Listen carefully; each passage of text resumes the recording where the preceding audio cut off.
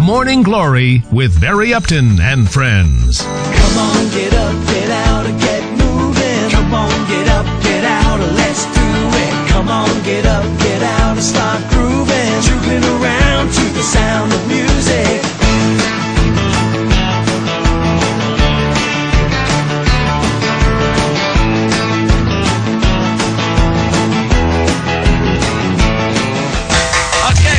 Back to MGTV and 96 FM live on Morning Glory. We have Tyrone here. Hello. Do not adjust the colour on your televisions, all right? It really is this bright here, first thing in the morning here at the Media Cafe. This is wake up. Honestly, there's people walking past and they're going, "Wow," rubbing their eyes and going, "Is it? Where are they from? From another planet or something?" Yeah. And anyway, it's nice to be colourful, isn't it? It is. It is, and it's a golfing tradition as well, isn't it? Well, you know, it used to start off more brown, black, white, but then in the 60s, 70s, it started to get really colourful. Then it disappeared again, and now it's starting to come up. Getting colourful again. Right, brilliant. Okay, now what's the tip of the day today? It's I've seen you've got your little putting green down there. Yes. So are we doing putting? We are doing putting. Okay. And Take it away. And I actually think this is what everybody has done once in his life, even if it hasn't been playing golf. So he went to do putt-putt or mini-golf once. Or crazy golf. What's crazy golf? The one where they've got all the houses and stuff and you have to get the ball up through the house. And exactly, yeah. All right. So, let's take it on. Now, putting actually is a lot about setup again, like a lot of stuff we've been doing.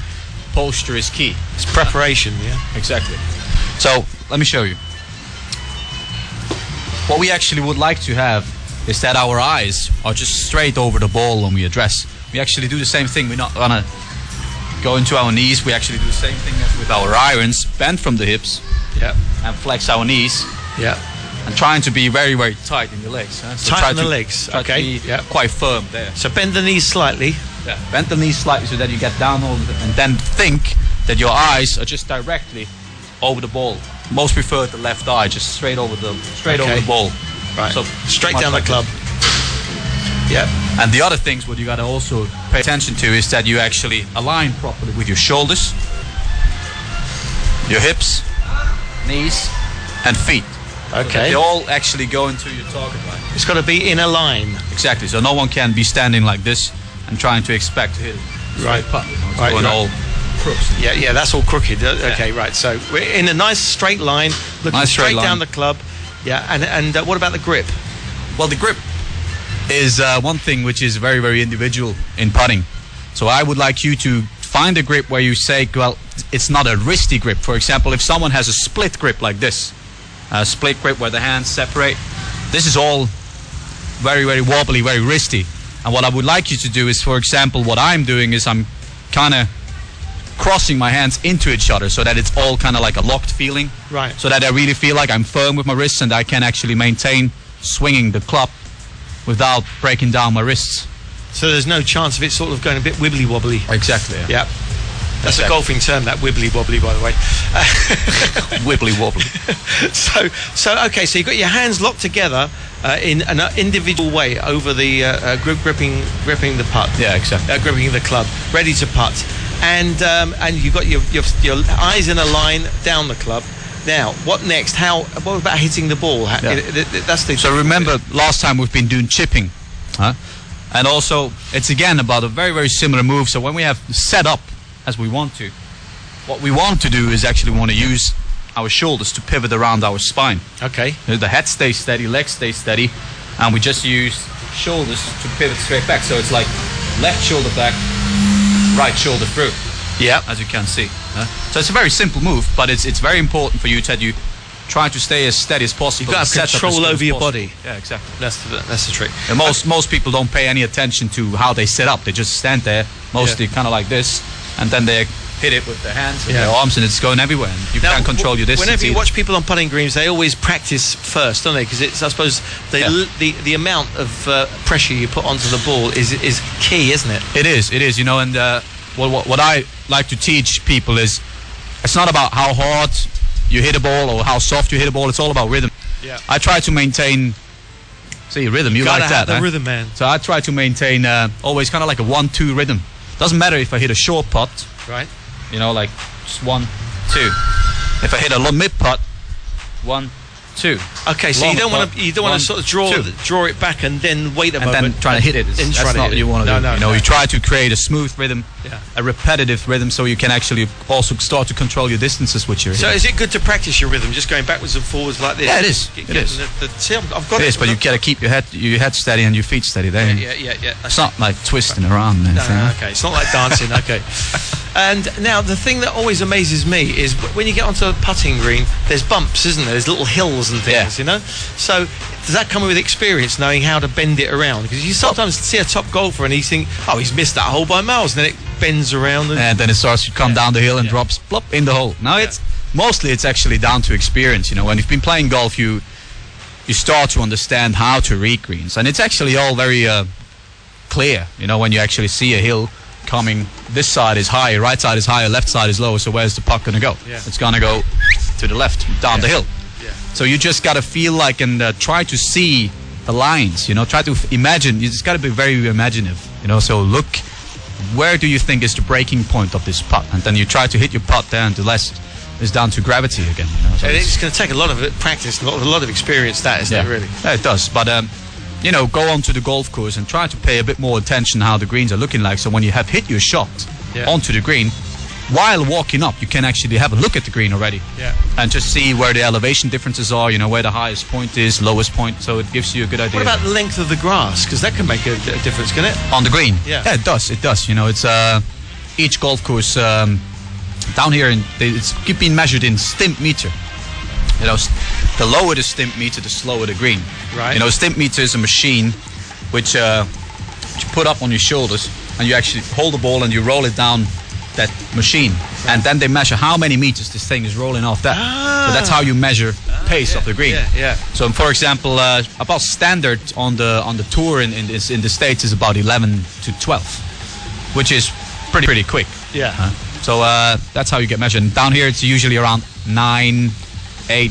Some courses are 10. Okay, quick recap then. All of the basic things about putting. Good, we do that. So again, what you want to do Is pick up the Is ball. pick up the ball, Put the throw ball it in the hole, and leave. No, just kidding. I'm just going to show you a little bit of a drill about the eye. Okay, position sure. with this. Carry on. So now from here on out, bend with the hips, flex your knees, let your arms hang straight down, make sure that your shoulders are aligned properly with your feet and everything.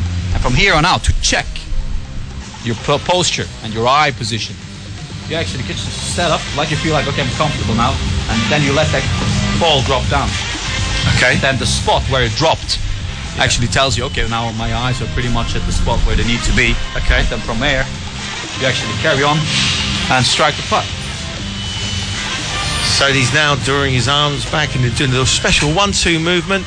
And I've hit his battery. you did. You actually got the battery. I think, was that what you were aiming for? Yeah. Very good. Very good. And there was a bit of a hill in front of the media camera. That was quite slippery there. That was quite steep, yeah. Gotta have Thanks. a good imagination to actually pull that off. Brilliant. Thanks, Tyrone. Not only for giving us the golf tips, but having the balls to wear what you're wearing. I think it's amazing. Yeah, it's all about balls in this town. It's all about balls. You get a shiver in the dark, it's raining in the park. Meantime, Okay, now on MGTV and 96 FM, let's have a quick look at some of the stories that are sort of the big ones that are making the news at the moment. And the one that's really sort of taking my eyes at the moment is the Michael Jackson trial over there in LA. Lawyers for Dr. Conrad Murray have stepped back from claims that Michael Jackson swallowed a fatal dose of propofol when he was out of sight. The claim had been a key argument in Dr. Murray's defense against charges over the superstar's death, and they may still argue that he injected the dose himself. The change came a day after the doctor who performed Jackson's autopsy said he could not have self-administered it. Dr. Murray has pleaded not guilty to involuntary manslaughter. Also, on the Michael Jackson issue, it seems that he took hours to urinate and had such bad toenail fungus that doctors thought his flesh was rotting, a court heard. The Jackson's health problems were listed in minute detail, as jurors were told that his heartbroken daughter lashed out at Dr. Conrad Murray for failing to save her father's life. Murray said that Jackson had been covered in injection scars and had been stick thin because he did not eat or drink. The jury heard that as they again saw a photo of the singer's dead body, his body had been so wasted that the ambulance crew had thought he was a hospice patient. And also, Murray, who was denied involuntary manslaughter, also revealed that Jackson used excessive cologne and Bedaquin, a cream that bleaches the skin. I think we already knew that. Another story that's making the news at the moment. Now, Greece has been in the news because of their financial problems and the big bailouts. But it's just come to light that almost 120,000 ghost pensions are being claimed by Greek families who continue to pocket the money even though their relatives have been dead for years. The widespread scam has cost the Greek government hundreds of millions of euros. A damning report the country's pension funds found. They've got to get their act together, really, if everybody else is going to be bailing them out. Last, a little story about humans, because we're all humans, I hope. We're descended from a fish-like animal with a sixth sense. Could be why we all believe we do have a sixth sense sometimes. And we may not have been able to see ghosts, but in our earlier fish-like form, we did have this sixth sense, according to a new study. And scientists have discovered that we're descended from a predatory fish-like ancestor that roamed the oceans 500 million of years ago and had electrosensors, the ability to detect electric fields in water. If used, this skill to detect prey, communicate, and to find its way around. So there you go. That's it for another edition of MGTV and Morning Glory. Thanks for watching. Thanks for listening. Thanks to Tyrone. Thanks to Rose. We'll be back here tomorrow and heading into the weekend with a real sports feel to it. Mike Gosden, our favourite golf raconteur, he'll be here talking golf. And Mark Callahan from Planet Football, who's going to be eyeing up the weekend's fixtures, and also we'll talk about the Euro qualifiers as well, and the Euro competition that's going to be happening next year. So until tomorrow, take care, see ya, have a great day, bye bye. I know you want to leave me, but I